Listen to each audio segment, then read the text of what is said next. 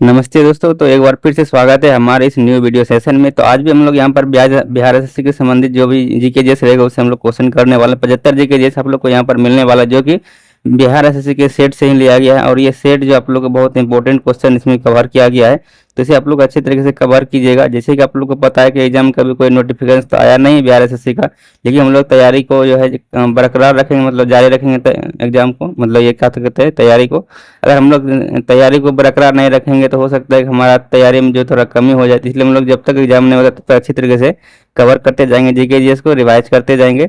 और आप लोग जितना भी पिछले का हिस्ट्री वगैरह सब पढ़े हैं या फिर जो भी पॉलिटी वगैरह पढ़े सबको रिवाइज करते रहिए, ताकि जीके जीएस आप लोग का अच्छी तरीके से मतलब कवर होते रहेगा।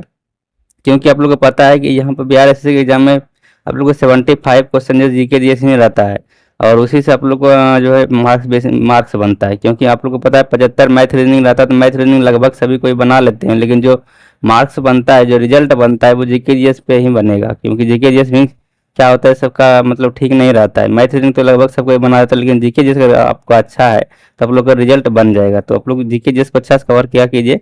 और यहाँ पर भी हम लोग बहुत सारे जीके जीएस डेली कवर करते हैं। जैसे कि आप लोग को पता है टोटल टोटल हम लोग 34-35 सेट कर चुके हैं यहाँ पर। और अगर हम लोग इतना सेट कर लिए तो हम लोग बहुत सारा जीके जीएस कवर हो गया है। और भी हम लोग कंटिन्यू बने रहेंगे, इस प्रकार का तैयारी करते रहेंगे जब तक एग्जाम नहीं हो जाता है। तो चलिए हम लोग बिना टाइम गवाए प्रश्न देखना स्टार्ट करते हैं। तो हमारा यहाँ पर फर्स्ट प्रश्न यहाँ पर है, साइंस का स्टार्ट हुआ है यहाँ पर। तो फर्स्ट प्रश्न हमारा यहाँ पे कि फुहारा जो होता है वो निम्नलिखित में से किस सिद्धांत पर काम करता है। तो फुहारा जैसे होता है वो पानी छिटने वाला, वो फुहारा कह रहा है कि किस सिद्धांत पर काम करता है। तो यहाँ पर 4 ऑप्शन दिया गया है, इसे आप लोग को बताना है। तो पहला ऑप्शन यहाँ पर बर्नौली सिद्धांत है। तो फुहारा जो इसी सिद्धांत पर काम करता है, बर्नौली के सिद्धांत पर, इसे आप लोग याद रखेंगे। यहाँ पर जितना भी ये सिद्धांत है सभी क्या है, वाटर से संबंधित, मतलब तरल से संबंधित है। आर्किमिडीज का सिद्धांत आप लोग जानते हैं कि प्लावक बल से संबंधित है। पास्कल का नियम भी द्रव से ही संबंधित है। प्लवन का सिद्धांत भी क्या है कि द्रव से ही संबंधित है। तो यहाँ पर जो राइट आंसर हो जाएगा, फुहारा जो है किस सिद्धांत पर काम करता है, तो बर्नौली के सिद्धांत पर काम करता है। तो ऑप्शन नंबर ये प्रश्न का राइट आंसर हो जाएगा।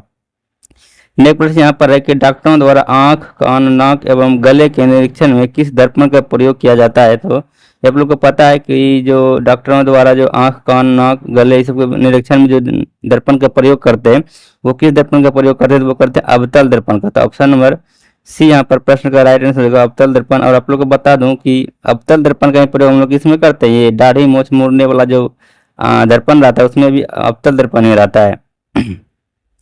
और बात करें यहाँ पर उत्तल दर्पण, तो उत्तल दर्पण में जैसे आप लोग को पता है कि जो पीछे का वाहन वगैरह देखने के लिए हम लोग वाहन में जो लगाया जाता है दर्पण, वो उत्तल दर्पण होता है। जो कि मोटरसाइकिल जैसे उसके हैंडल के सामने जो रहता है एक दर्पण, जो कि पीछे के वस्तुओं को देखने के लिए होता है, वो क्या रहता है, उत्तल दर्पण का रहता है। जैसे कि ये हो गया हमारा। और बात करें यहाँ पर सर्च लाइट का, जो आप लोग को पता है कि मोटरसाइकिल या फिर जो भी गाड़ी में सर्च लाइट लगाया जाता है, मतलब आगे का वस्तुओं को देखने के लिए लाइट जल लगाया जाता है। तो उसे हम लोग उसमें जो है वो क्या कौन सा दर्पण लगाया जाता है, उसमें अवतल दर्पण का प्रयोग किया जाता है। तो इतना आप लोग कवर कीजिए कि डॉक्टर द्वारा प्रयोग किया जाता है अवतल दर्पण का। और अवतल दर्पण का प्रयोग हो गया दाढ़ी मोछ मोड़ने में। फिर सर्च लाइट में भी अवतल दर्पण का प्रयोग हो गया। और सौर प्लेट जो होता है उसमें भी अवतल दर्पण का ही प्रयोग किया जाता है। बात करें यहाँ पर उत्तल दर्पण का, दिया हो गया आप लोग का पश्च दृष्टि के लिए, मतलब पीछे का जो वस्तुओं को देखने के लिए मोटरसाइकिल में यूज किया जाता है, गाड़ी सब में, वो होता है उत्तल दर्पण। इसमें क्या करता है उत्तल दर्पण में कि वस्तुओं के जो प्रतिबिंब होता है वो छोटा बना देता है, इसीलिए उत्तल दर्पण का प्रयोग करता है। और समतल दर्पण की बात करें तो समतल दर्पण में कोई भी व्यक्ति या फिर कोई भी वस्तु अगर पूरा देखना है फिगर, तो उसका कम से कम आधा लंबाई का समतल दर्पण होना चाहिए, ठीक है। तो मिनिमम कितना लंबाई होना चाहिए किसी वस्तु का पूरा फिगर देखने के लिए दर्पण का, तो दर्पण का लंबाई जो है वो आधा होना चाहिए। ये भी प्रश्न पूछा जाता है, तो इतना आप लोग याद रखेंगे। नेक्स्ट प्रश्न यहाँ पर 3 नंबर प्रश्न, और इसमें आप लोग को पूछा जा रहा है कि गुरुत्वाकर्षण के सार्वभौमिक नियम का प्रतिपादन किसने किया था। तो आपको याद रखेंगे गुरुत्वाकर्षण के सार्वभौमिक नियम का प्रतिपादन जो है वो न्यूटन के द्वारा किया गया था। किसके द्वारा, तो न्यूटन के द्वारा। ऑप्शन नंबर ये प्रश्न का राइट आंसर होगा न्यूटन। तो इतना आप लोग याद रखेंगे इस सवाल से। नेक्स्ट प्रश्न यहाँ पर 4 नंबर प्रश्न, और इसमें आप लोग को पूछा जा रहा है कि वर्षा के दौरान बारिश की बूंदे कैसे गिरती है। तो वर्षा के दौरान जब बारिश की बूंदे गिरती है वो एक तो गोल हो जाते हैं। किसके कारण गोल होता है, तो वो पृष्ठ तनाव के कारण हो जाता है गोल। वर्षा की बूंद जैसे आप लोग देखते हैं कि जब वो आकाश से गिरता है तो वो गोल हो जाता है। कोई भी पानी भी जो हम लोग ऊपर से गिराते हैं वो भी गोल होकर नीचे गिरता है, मतलब क्या हो गया, वहां पर पृष्ठ तनाव काम कर रहा है। लेकिन यहाँ पर प्रश्न पूछा जा रहा है कि बारिश की बूंदें नीचे जो गिरती है वो कैसे गिरती है, तो वो एक समान त्वरण से गिरती है। तो आप लोग याद रखेंगे 4 का आंसर जो हो जाएगा ऑप्शन नंबर डी प्रश्न का राइट आंसर होगा, एक समान त्वरण से जो है बारिश की बूंदें नीचे गिरती है। नेक्स्ट प्रश्न यहाँ पर 5 नंबर प्रश्न, और इसमें आप लोग को पूछा जा रहा है कि वीडियो टेप रिकॉर्डर का आविष्कार किसने किया है। तो वीडियो टेप रिकॉर्डर का आविष्कार आप लोग याद रखेंगे चार्ल्स गिन्सबर्ग के द्वारा किया गया। किसके द्वारा? चार्ल्स गिन्सबर्ग के द्वारा किया गया। किसका आविष्कार? वीडियो टेप रिकॉर्डर का। तो ऑप्शन नंबर बी प्रश्न का राइट आंसर होगा चार्ल्स गिन्सबर्ग, याद रखें आप लोग गिन्सबर्ग। यहाँ पर पूछा जाए एक्वारेजिया का मिश्रण क्या है। एक्वारेजिया जो वो किसका मिश्रण होता है, तो आप लोग को बता दें एक्वारेजिया जो है जो कि सोना वगैरह को गलाने में प्रयोग किया जाता है एक्वारेजिया। तो इसमें जो होता है वो 3 HCl मतलब 3 पार्ट जो होता है वो HCl का मतलब हाइड्रोक्लोरिक अम्ल का होता है, और HNO3 का जो है नाइट्रिक अम्ल का जो है वो 1 पार्ट होता है। कभी कदार ये रेशियो भी पूछा जाता है प्रश्न में कि HCl और जो HNO3 का मिश्रण पाया जाता है एक्वारेजिया वो कितना रेशियो में रहता है, कितना अनुपात में रहता है। तो याद रखें आप लोग 3:1 में रहता है, HCl और HNO3 का रेशियो में कहेगा। तो यहाँ पर पूछा जा रहा है कि किसका मिश्रण है एक्वारेजिया, तो हो जाएगा ऑप्शन नंबर बी HCl और HNO3 का मिश्रण है एक्वारेजिया। और इसका प्रयोग जब हम लोग धातु को मतलब सोना को गलाने में क्या करते हैं, तो ऑप्शन नंबर सी प्रश्न का राइट आंसर हो जाएगा HCl एवं HNO3, तो आप लोग याद रखेंगे। नेक्स्ट प्रश्न की बात करें, यहाँ पर नेक्स्ट प्रश्न आ जाता है कि प्रकाश की तरंगदैर्घ्य को मापने की इकाई क्या है। तो याद रखें आप लोग प्रकाश की तरंगदैर्घ्य को मापने की इकाई जो है वो एंगस्ट्रम होता है। तो ऑप्शन नंबर सी प्रश्न का राइट आंसर हो जाएगा। यहाँ पर ऑप्शन थोड़ा मिस्टेक है कि A B C D ऐसे देना चाहिए, तो ए बी दे दिया है, इसको कोई मतलब नहीं है। यहाँ पर हम लोग को आंसर जानना है कि जो तरंगदैर्घ्य का जो मापने की इकाई होता है वो एंगस्ट्रम होता है। और आप लोग को बता दो कि एक एंगस्ट्रम बराबर जो होता है, एंगस्ट्रम को इससे डिनोट करते हैं, और एक एंगस्ट्रम बराबर होता है 10⁻⁻10 मीटर। तो तुम आप याद रखेंगे कि एक एंगस्ट्रम बराबर जो होता है वो 10⁻10 मीटर होता है। बात करें यहाँ पर नैनोमीटर का, तो एक नैनोमीटर बराबर जो होता है, एक नैनोमीटर बराबर होता है 10⁻9 मीटर। नेक्स्ट प्रश्न पर आता है प्रश्न संख्या 8, और इसमें आप लोग को पूछा जा रहा है 8 नंबर प्रश्न में कि किसी पदार्थ की द्रव की क्षमता कितनी होती है। तो किसी पदार्थ की आदर्श द्रव जो है, किसी आदर्श द्रव की क्षमता कितनी होती है ये बताना आप लोगों को। तो आदर्श द्रव की क्षमता आप लोग को बता दूं वो क्या होता है, शून्य होता है, मतलब शून्य होता है। इसका क्षमता वैल्यू जो है वो 0 होता है किसका? आदर्श द्रव का। इतना आप लोग याद रखेंगे।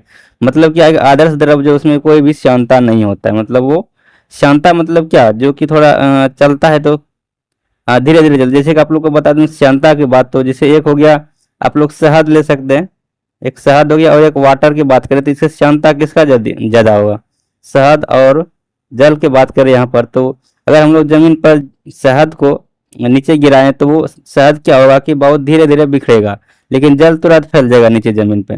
तो यहाँ पर क्षमता जो है ज्यादा है शहद का, जिसके कारण वो जल्दी नहीं फैला जमीन पर, लेकिन क्या कहते हैं जल की क्षमता जो है वो कम है, जिसके कारण वो जमीन पर जल्दी फैल जाता है। तो यहाँ पर क्षमता का मतलब वही है कि कौन मतलब जिसमें किसमें हम लोग आसानी से चल सकते हैं। शहद थोड़ा गाढ़ा होता है तो उसमें आसानी से नहीं चल सकते, उसकी क्षमता ज्यादा होता है, लेकिन जल की क्षमता कम होता है। तो यही यहाँ पर कह रहा है कि आदर्श द्रव जो होता है उसको क्षमता क्या होता है, वो शून्य होता है। तो इसमें आप लोग याद रखेंगे। नेक्स्ट प्रश्न की बात करें यहाँ पर नीलम, जिसको रूबी बोलते हैं, इसका रासायनिक सूत्र क्या होता है। तो नीलम या रूबी जिसको हम लोग बोलते हैं, इसका रासायनिक सूत्र होता है Al2O3। तो ऑप्शन नंबर ये प्रश्न का राइट आंसर होगा Al2O3, याद रखें हम लोग। इंपॉर्टेंट क्वेश्चन है, बार बार प्रश्न पूछा जाता है। नेक्स्ट प्रश्न यहाँ पर है कि अमोनिया का गुण कौन सा है। तो इनमें से कौन सा अमोनिया का गुण है ये बताना आप लोग को। तो कह रहा है यहाँ पर कि अमोनिया जो होता है, अमोनिया वो यह जल में अविलय होता है। और दूसरा ऑप्शन यहाँ पर है कि यह गंध रहित गैस है, यह रंगहीन। तीसरा ऑप्शन यहाँ पर यह रंगीन गैस होती है, और ये यहाँ पर दिया है चौथा ऑप्शन कि यह हवा से हल्की होती है। तो इनमें से कौन जो अमोनिया का एक गुण है, जैसे कि आपने कहा कि यह जल में अविलय होता है, तो ये क्या है, अमोनिया का गुण नहीं है। यह गंध रहित गैस है, ये भी गलत है। अमोनिया में गंध तो होती है, यहाँ पर कह रहा गंध रहित, ये गलत है। यह रंगीन गैस होती है, ये भी गलत है। यह हवा से हल्की होती है, तो ये बात सही है। तो ये अमोनिया का गुण है। तो ऑप्शन नंबर डी प्रश्न का राइट आंसर हो जाएगा, यह हवा से हल्की होती है। तो 10 का right answer option number D हो जाएगा, यह हवा से क्या होती है, हल्की होती है। नेक्स्ट प्रश्न यहाँ पर आता है 11 नंबर प्रश्न, और इसमें आप लोग पूछा जा रहा है 11 नंबर प्रश्न में कि 11 नंबर प्रश्न अपने यहाँ पर कह रहा है कि जल में अस्थायी कठोरता किसकी उपस्थिति के कारण होती है। तो जल में जो अस्थायी कठोरता होता है वो किसकी उपस्थिति के कारण होता है। तो ये होता है सोडियम और पोटेशियम के सल्फेट की उपस्थिति के कारण, याद रखें आप लोग, सोडियम एवं पोटेशियम के सल्फेट की उपस्थिति के कारण ही जल में अस्थायी कठोरता होती है। इसलिए ऑप्शन ये इसका राइट आंसर हो जाएगा। नेक्स्ट प्रश्न की बात करें यहाँ पर तो आ जाता है मिलान करने वाला कि किसका आविष्कारक कौन है, जिसको मिलान करेंगे हम लोग।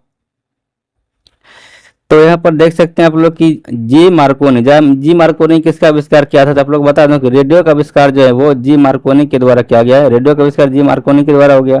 फिर जे एल वेयर ने टेलीविजन का आविष्कार किया है, तो जे एल वेयर ने टेलीविजन का आविष्कार किया है। फिर अलेक्जेंडर ग्राहम बेल ने आविष्कार किया है टेलीफोन का।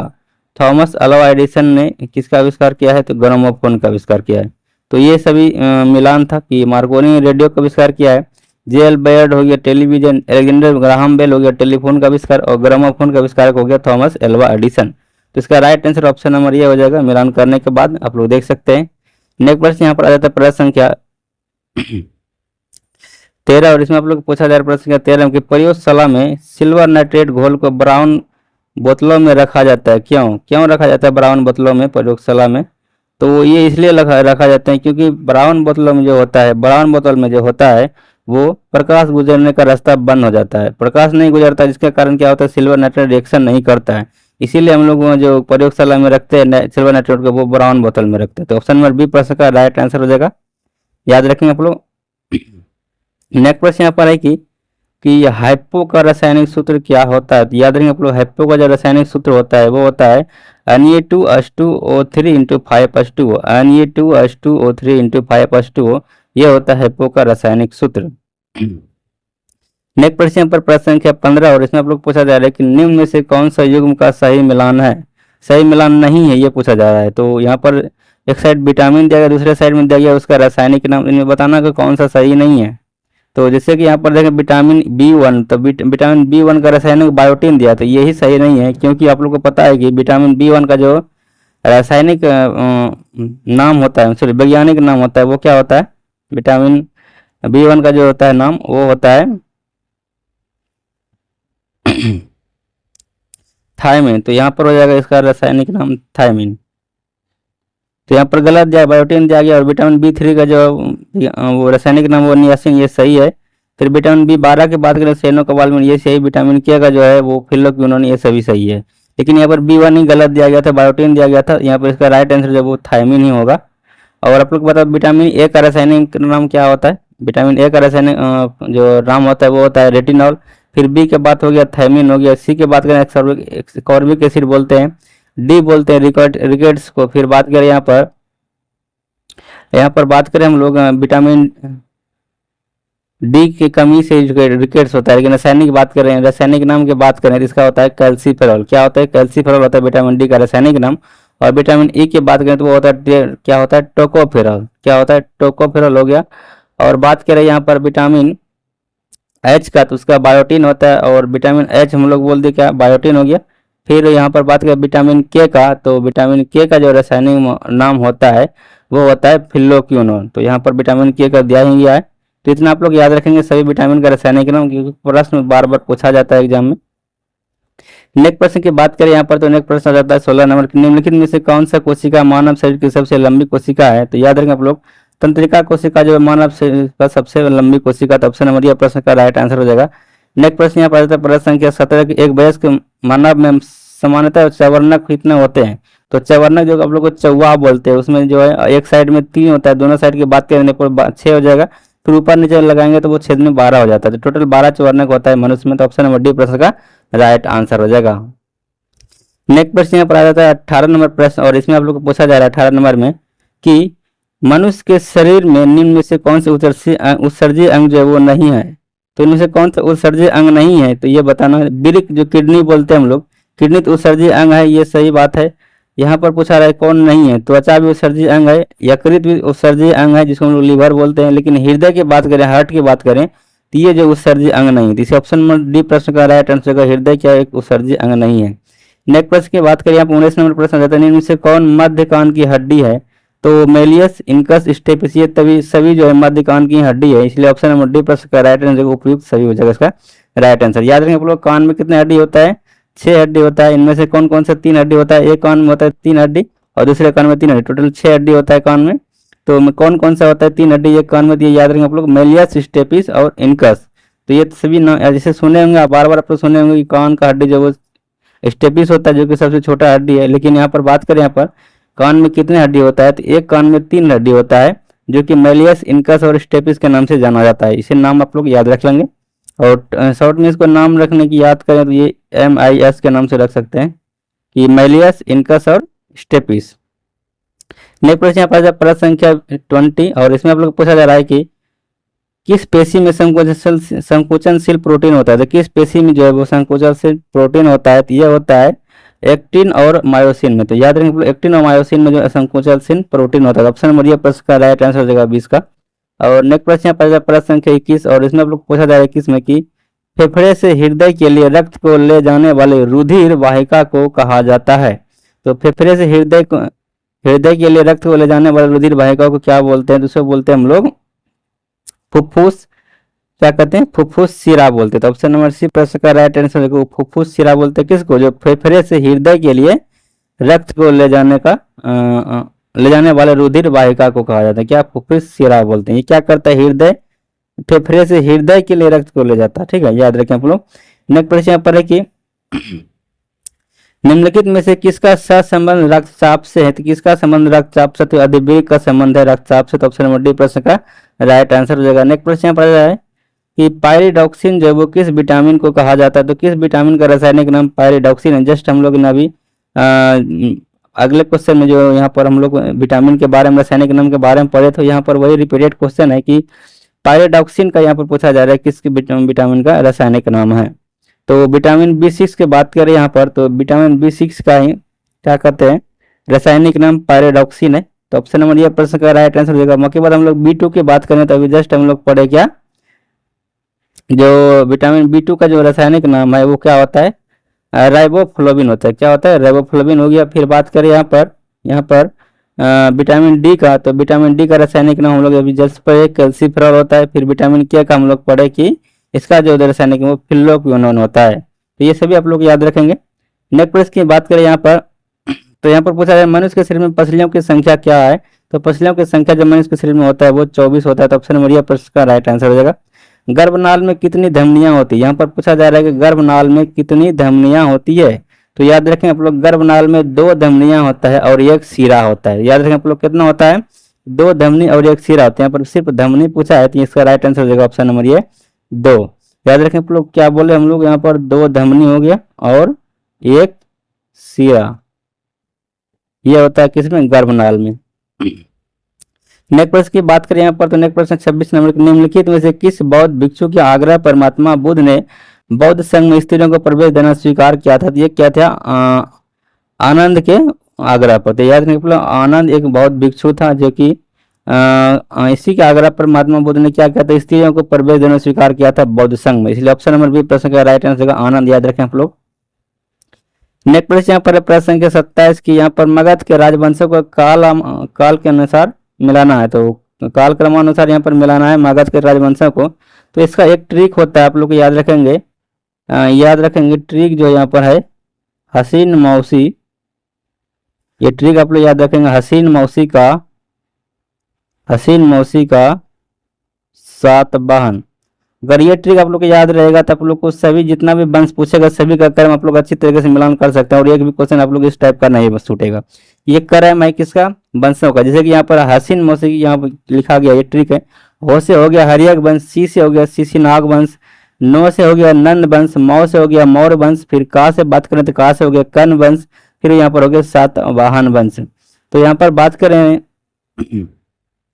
तो कितना यहाँ पर हम लोग पढ़ लिए, ये जैसे हो गया 1 2 3 4 5 6 टोटल 7 वंश है। यहाँ पर एक वंश छूटा है, यहाँ पर याद रखें आप लोग, यहाँ पर सो से शुंग वंश हो जाएगा ना, शुंग वंश हो जाएगा। तो मौर्य वंश के बाद कौन सा वंश आया था, शुंग वंश आया था।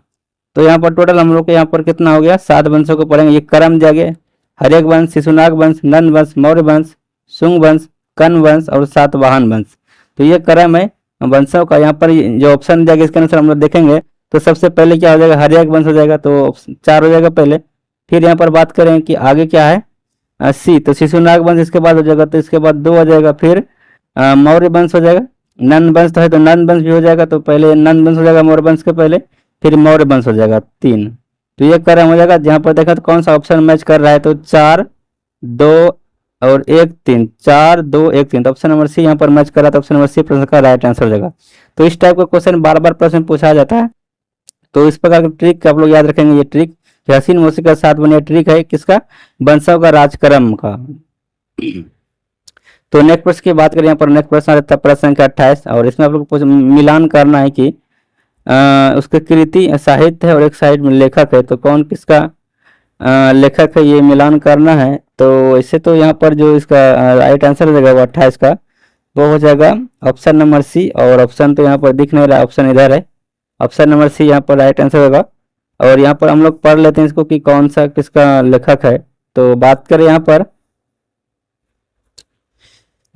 पर कवि राजमार्ग, तो कवि राजमार्ग जो लिखा गया है वो लिखा गया है इसका जो लेखक है कवि राजमार्ग का वो है अमोघ वर्ष। याद रखें आप लोग, कवि राजमार्ग का जो लेखक है वो है अमोघ वर्ष प्रथम। तो इतना आप लोग याद रखेंगे। बाकी बात हम लोग याद करें, बात करें आदि पुराण का, तो आदि पुराण का जो लेखक है वो कौन है, जिनसेन है। तो आदि पुराण का लेखक हो गया जिनसेन। और बात करें यहाँ पर गणित सार संग्रह के लेखक, तो गणित सार संग्रह के लेखक जो है वो महावीराचार्य हो जाएगा। कौन हो जाएगा, महावीराचार्य। और बचा यहाँ पर अमोघ वृत्ति, तो अमोघ वृत्ति का लेखक जो है वो शाकतायन है, शाकतायन। तो इसे आप लोग याद रखेंगे। एक साइड में साहित्य और एक साइड में पुस्तक है। तो फिर एक बार रिवाइज कर लेते हैं कि कविराज मार्ग का जो लेखक है वो अमोघ वर्ष प्रथम हो गया, आदि पुराण का लेखक हो गया जिनसेन, फिर बात करें पर गणित सार संग्रह का लेखक हो गया महावीराचार्य, और बात करें यहाँ पर अमोघ वृद्धि का लेखक, अमोघ वृद्धि का लेखक जो वो शाकतायन है। तो इसे आप लोग याद रख लेंगे।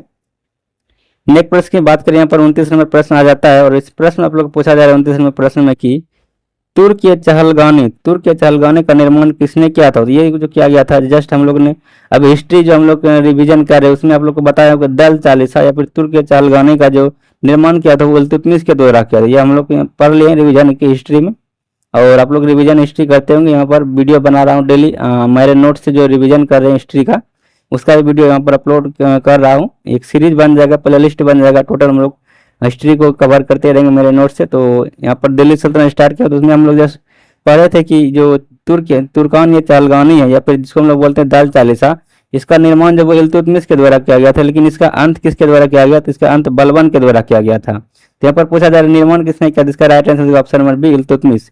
पूछा जाता है कि तुर्क या चहलगामी जो इसका अंत किसने किया था, मतलब समाप्त किसने किया था, बलबन हो जाता। ठीक है।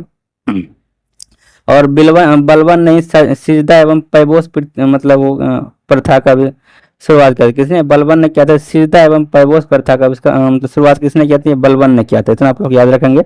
और रजिया सुल्तान आप लोगों को पता है, जो यहाँ पर कवर करने वाले हैं रजिया सुल्तान में हम लोग जस्ट पढ़ने वाले हैं हिस्ट्री में, और नेक्स्ट पार्ट हमारा रजिया सुल्तान ही पढ़ना है। और 2 वीडियो बनाया है हिस्ट्री पर और तीसरा वीडियो इसी पर बनेगा।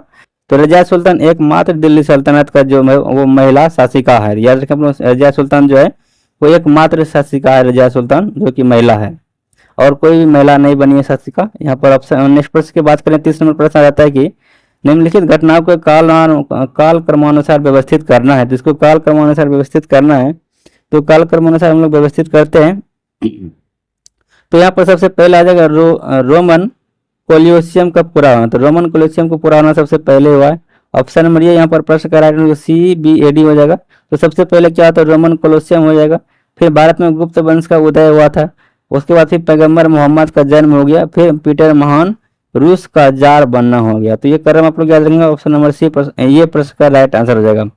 नेक्स्ट प्रश्न की बात करें, यहाँ पर नेक्स्ट प्रश्न आ जाता है 31 नंबर प्रश्न, और इसमें अभी आप लोग को मिलान करना है कि सूफी संस्थाओं एवं उनके विभिन्न सिलसिलों के संबंध में मिलान करना है। तो सूची 1 सूची 2 को मिलान करना है।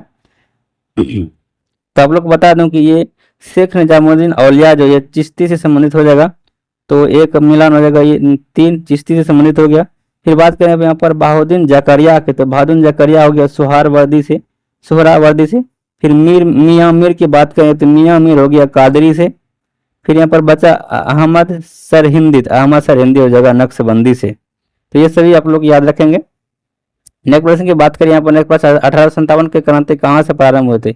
ये प्रश्न आप लोग को बार बार पूछा जाता है कि 1857 के क्रांति समाप्त कहाँ से, शुरुआत कहाँ से हुई थी। तो ये जो हुआ था वो मेरठ से हुआ था। ऑप्शन नंबर प्रश्न का राइट होगा मेरठ से हुआ था। और जो इसमें जो पहला जो सेनापति था, मतलब सेना जो था वो जो सैनिक था वो जिसका मतलब मौत हुआ था वो कौन था? वो था मंगल पांडे। याद रखें आप लोग, मंगल पांडे जो कि बैरकपुर छावनी का था। तो ये इतना भी आप लोग याद रखें। 1857 क्रांति की शुरुआत हुआ था वो मेरठ से ही हुआ था। नेक्स्ट प्रश्न यहाँ पर है कि 33 नंबर प्रश्न की अमृत निम्नलिखित में संधियों को काल क्रमानुसार मिलाना है, तो काल क्रमानुसार इसको सजाना है। तो अमृतसर के संधि 1809 ईस्वी में हुआ था। बेसिन के संधि 1802 ईस्वी में, फिर श्रीरंगपट्टनम के संधि 1792 ईस्वी में, सलबाई के संधि 1782 ईस्वी में। अगर हम इसको क्रम के अनुसार करें तो सबसे पहले कौन सा हुआ था? सलबाई के संधि हो गया 1782 ईस्वी में, सबसे पहले 4 हो जाएगा। फिर यहाँ पर 1792 ईस्वी में हुआ है श्रीरंगपट्टनम के संधि, तो 3 4, फिर 4 के बाद 3 हो जाएगा। फिर बेसिन की संधि हुआ है तो 2 हो जाएगा।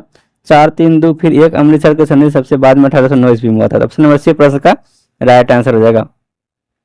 नेक्स्ट प्रश्न यहाँ पर है 34 नंबर प्रश्न, और इसमें आप लोग पूछा जा रहा है कि भारतीय राष्ट्रीय कांग्रेस में कि 1885 में महासचिव कौन थे? तो भारतीय राष्ट्रीय कांग्रेस का 1885 में जो महासचिव बने थे वो एओ ह्यूम था।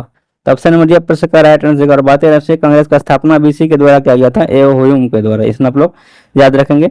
नेक्स्ट प्रश्न की बात करें यहाँ पर, तो नेक्स्ट प्रश्न आ जाता है यहाँ पर प्रश्न संख्या 35, और इसमें पूछा जा रहा है कि डलहौजी के राज हड़प नीति से पहले सबसे पहले किस राज्य को लागू की गई थी? सबसे पहले किस राज्य को हड़प किया गया था इस हड़प नीति से? तो वो आप लोग याद रखेंगे। ये भी प्रश्न बार बार पूछा जाता है। तो सबसे पहले सतारा को हड़प किया था। ऑप्शन नंबर ये प्रश्न का राइट आंसर सतारा। डलहौजी के राज हड़प नीति सबसे पहले सतारा को ही हड़प किया गया था। नेक्स्ट प्रश्न की बात करें यहाँ पर, नेक्स्ट प्रश्न आ जाता है 36 नंबर प्रश्न, और इसमें आप लोग पूछा जा रहा है 36 नंबर प्रश्न में कि किस वायसराय के द्वारा किस वायसराय के शासनकाल में पहला कारखाना अधिनियम पारित किया गया था?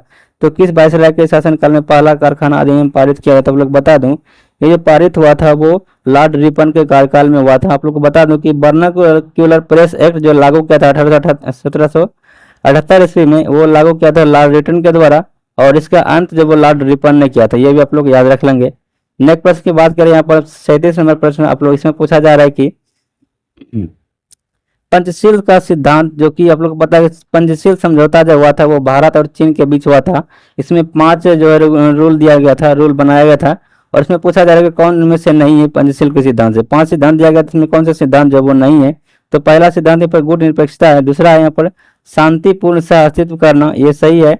और एक दूसरे के भू भागीय अखंडता एवं सार्वभौम विकास परस्पर सम्मान, ये भी सही है। एक दूसरे के आंतरिक मामलों में परस्पर हस्तक्षेप हो गया, ये भी सही है। लेकिन बात करें यहाँ पर गुट निरपेक्षता का, तो ये इनमें से गलत दिया गया। ये पंचशील सिद्धांत गुट निरपेक्षता नहीं है। तो ऑप्शन नंबर ये प्रश्न का राइट आंसर हो जाएगा। यही पर पूछा जाएगा क्या नहीं है, तो ऑप्शन नंबर ये नहीं है। नेक्स्ट प्रश्न की बात करें यहाँ पर, नेक्स्ट प्रश्न 38 नंबर प्रश्न की मुद्रास्फीति के कारण किसको लाभ होता है? याद रखें आप लोग, मुद्रास्फीति मतलब महंगाई जो होता है, महंगाई जो ऋण लिया मतलब कर्जा लिया है उसको लाभ होता है। तो मुद्रास्फीति में क्या होता है? ऋणी को लाभ होता है, लेकिन ऋणदाता को क्या होता है? हानि होता है। ये भी आप लोग याद रख लेंगे। नेक्स्ट प्रश्न की बात करें यहाँ पर, तो नेक्स्ट प्रश्न आता है प्रश्न संख्या 39 कि नकदी रिजर्व अनुपात कि जितना कम हो बैंकों द्वारा उधार देने की गुंजाइश उतना ही क्या होगा? तो नकदी रिजर्व अनुपात, जिसको हम लोग कैश रिजर्व रेशियो बोलते हैं, तो इसका आप लोग सबसे पहले समझेंगे ये क्या होता है। तो नकदी रिजर्व अनुपात वो होता है जो कि किसी बैंक के अपने पास जब वो मतलब स्टोर रखना पड़ता है, अपने पास उसको कैश के रूप में रखना पड़ता है। इतना रुपया, कितना? नकदी रिजर्व अनुपात के रूप में जो पैसा रखते हैं अपने पास, उसी को हम लोग बोलते हैं नकदी रिजर्व अनुपात। तो बैंक के पास ये पैसा मतलब अपना पैसा रखने के लिए जितना कम पैसा होगा वो क्या करेगा? उतना ही उधार ज्यादा देगा। ठीक है, तो अगर कम वो नकद पैसा रखते हैं अपने पास तो उधार वो ज्यादा देगा। तो यहाँ पर क्या कर सकता है, कह रहा है कि नकदी रिजर्व अनुपात जितना कम होगा तो बैंकों द्वारा उधार देने की गुंजाइश उतना ही बड़ी होगी। तो ऑप्शन नंबर यह प्रश्न का राइट आंसर हो जाएगा, बड़ी होगी। नेक्स्ट प्रश्न की बात करें यहाँ पर कि भारत में पहली जनसंख्या नीति की घोषणा की गई थी कब? तो भारत में जो पहली जनसंख्या नीति घोषणा की गई थी वो किया गया था 1976 ईस्वी में। 40 का ऑप्शन नंबर ये हो जाएगा 1976 ईस्वी। नेक्स्ट प्रश्न की बात करें यहाँ पर, नेक्स्ट प्रश्न जाता है कि 41 नंबर के भारतीय संविधान के किस अनुच्छेद के तहत राज्य वित्त आयोग का प्रावधान किया गया है? तो आप लोग बता दूं कि राज्य वित्त आयोग का जो जिक्र किया गया है वो किया गया अनुच्छेद 243 का आई में। तो वित्त सब लोग याद रखेंगे, आई से याद रखेंगे इनकम, तो इनकम होता है मतलब वित्त आयोग हो गया। तो ऑप्शन नंबर सी प्रश्न का राइट आंसर, वित्त आयोग का जो राज्य वित्त आयोग का जो प्रावधान वो 243 के आई आर्टिकल में। बात करें हम 243 जी का, इसमें जो है वो शक्ति से मतलब संबंधित ये आर्टिकल है 243 का जी, पंचायती राज का शक्ति से संबंधित है। तो यहाँ पर इसका right answer option number C हो जाएगा, इसे आप लोग याद रखेंगे। और नेक्स्ट प्रश्न की बात करें यहाँ पर, तो आता है कि यहाँ पर भारतीय न्यायिक व्यवस्था मतलब जब जनहितवाद याचिका अर्थात पील की शुरुआत जो हुई उस समय भारत का मुख्य न्यायाधीश इनमें से कौन सा था? इनमें कौन सा मुख्य न्यायाधीश थे जिस टाइम पील की शुरुआत हुई थी? तो उस टाइम आप लोग को बता दूं जो न्यायाधीश थे वो पीएन भगवती था। तो ऑप्शन नंबर डी प्रश्न का राइट आंसर होगा पीएन भगवती। पील जिस टाइम पील का शुरुआत हुआ था उस टाइम भारत का मुख्य न्यायाधीश पीएन भगवती था। तो ऑप्शन नंबर डी प्रश्न का राइट आंसर हो जाएगा। नेक्स्ट प्रश्न की बात करें यहाँ पर, तो निम्न में से कौन सा रिट व्यक्तिगत स्वतंत्रता के रूप में जाना जाता है? तो व्यक्तिगत स्वतंत्रता के रूप में जाना जाता है वो कौन सा रिट जाना जाता है?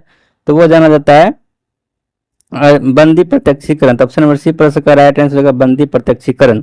नेक्स्ट बात यहाँ पर 44वें प्रश्न, और इसमें आप लोग पूछा जा रहा है कि भारत में संविधान के संवैधानिक सलाहकार के रूप में किसे जाना जाता है? तो इसे जाना जाता है BN राव को जाना जाता है। नेक्स्ट प्रश्न की बात करें यहाँ पर, नेक्स्ट प्रश्न आ जाता है प्रश्न संख्या 45। इसमें पूछा जा रहा है आप लोगों को कि भारतीय संविधान में अध्यादेश का प्रावधान किस अधिनियम से लिया गया है? तो ये लिया गया भारत शासन अधिनियम 1935 से। तो ऑप्शन नंबर ये प्रश्न का राइट आंसर हो जाएगा। नेक्स्ट प्रश्न की बात करें यहाँ पर 46वें प्रश्न आ जाता है, और इसमें आप लोग को पूछा जा रहा है कि निम्न में से कौन मिलान असत्य है? निम्न से कौन मिलान असत्य है? तो मौलिक अधिकार भाग 3 में ये सही है, मौलिक कर्तव्य भाग 4 का ये में ये सही है, और भाग 4 में आप लोग पता है कि DPSP है, इसको हम लोग बोलते हैं राज्य का नीति निर्देशक तत्व, ये भाग 4 में है। और बात करें यहाँ पर राजभाषा, तो राजभाषा भाग 17 में ये भी सही है, लेकिन बात करें आपात उपबंध का, ये भाग 20 में नहीं होकर ये भाग 18 में, तो यहाँ पर गलत दिया गया है ऑप्शन नंबर सी। आपात उपबंध जो है ये है भाग 18 में, न कि भाग 20 में। तो भाग 20 में क्या है? तो भाग 20 में संविधान संशोधन है, न कि आपात उपबंध, इसे आप लोग याद रखेंगे। नेक्स्ट प्रश्न यहाँ पर बात करें पर, नेक्स्ट प्रश्न आ जाता है प्रश्न संख्या 47 की राज्य के नीति निर्देशक तत्वों के सिद्धांत में के निम्नलिखित अनुच्छेद में कौन सा अंतर्राष्ट्रीय शांति तथा सुरक्षा से संबंधित आर्टिकल है? तो वो ऑप्शन नंबर ये हो जाएगा अनुच्छेद 51, जो अनुच्छेद 51 में जो वो अंतर्राष्ट्रीय शांति और सुरक्षा के सिद्धांत से संबंधित है आर्टिकल है, तो याद रखें आप लोग। नेक्स्ट प्रश्न की बात करें यहाँ पर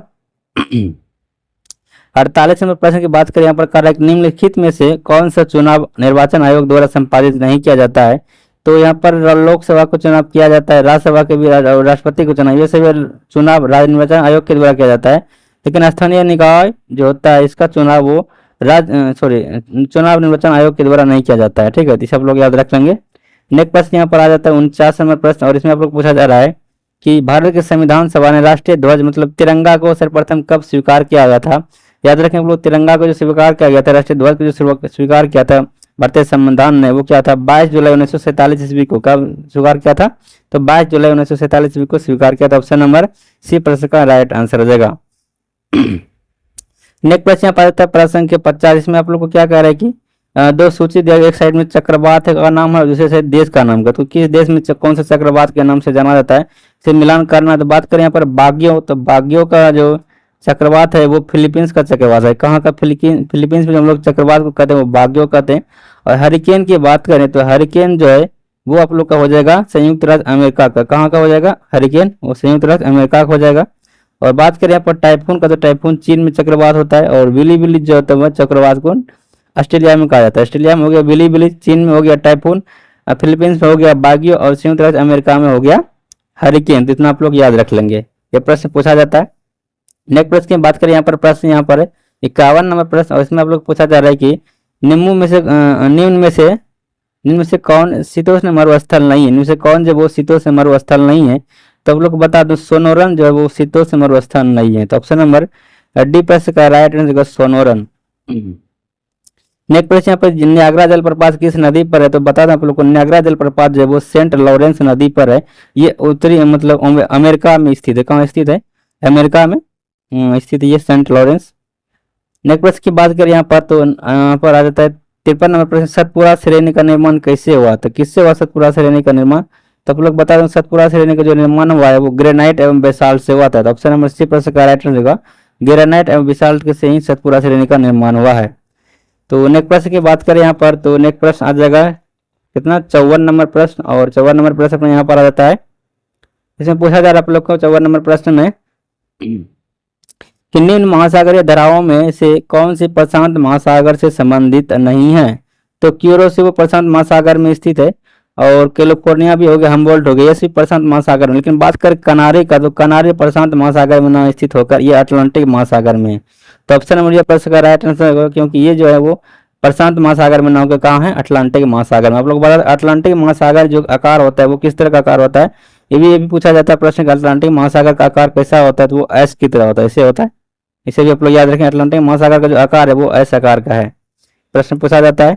नेक्स्ट प्रश्न यहाँ पर कि कर्क रेखा किन देश से होकर नहीं गुजरती है, तो इनमें से कौन सा देश जिससे कर्क रेखा होकर नहीं गुजरती है। तो भारत में जो कर्क रेखा गुजरती है वो 8 राज्यों से गुजरती है, वो कौन कौन सा राज्य है, ये आप लोग को ट्रिक के द्वारा याद रखना है कि कौन कौन सा राज्य भारत में हो जाएगा। तो भारत में याद रखो ट्रिक से, मित्र पर गमछा झार, मित्र पर गमछा झार। तो बात करें हम लोग यहाँ पर ट्रिक का, तो मिस हो गया, मिजोरम राज्य हो गया, त्रिपुरा राज्य हो गया, पश्चिम बंगाल हो गया, गुजरात हो गया, फिर बात करें यहाँ पर तो छत्तीसगढ़ हो गया, फिर झारखंड हो गया। तो यहाँ पर कितना राज्य हो गया, 3 3 6 हो गया, और 2 राज्य कहीं पर छूट रहा है, तो ये पो से हो गया पश्चिम बंगाल, फिर आर से हो गया राजस्थान, रो से राजस्थान हो गया। फिर यहाँ पर बात करें यहाँ पर मो से, तो मो से हो गया क्या, महाराष्ट्र, ठीक है, सॉरी महाराष्ट्र नहीं, मध्य प्रदेश होगा। तो यहाँ पर टोटल 8 राज्य कौन कौन सा हो गया, तो मिजोरम हो गया, त्रिपुरा हो गया, पश्चिम बंगाल, राजस्थान, गुजरात, फिर मध्य प्रदेश हो गया, छत्तीसगढ़ हो गया और झारखंड हो गया। तो ये सभी राज्य जो है से होकर क्या होता है, अपने देश में कर्क रेखा गुजरती है। बात करें यहाँ पर तो भारत से गुजरती है, सही है, म्यांमार से गुजरती है, ये भी सही है, और ईरान से भी गुजरती है, ये भी सही है। लेकिन मिस्र से जो है वो, सॉरी ईरान से नहीं गुजरती, मिस्र से गुजरती है, तो ये गलत दिया गया है। तो ऑप्शन नंबर सी प्रश्न का राइट आंसर कि ईरान से जो है वो कर्क रेखा नहीं गुजरती है, क्योंकि ईरान जो देश जो है वो थोड़ा ऊपर हो जाता है और कर्क रेखा थोड़ा नीचे से गुजर जाती है। तो मिस्र से गुजरती है, भारत से, म्यांमार से, सभी से गुजरती है, लेकिन ईरान से जो है वो कर्क रेखा नहीं गुजरती है।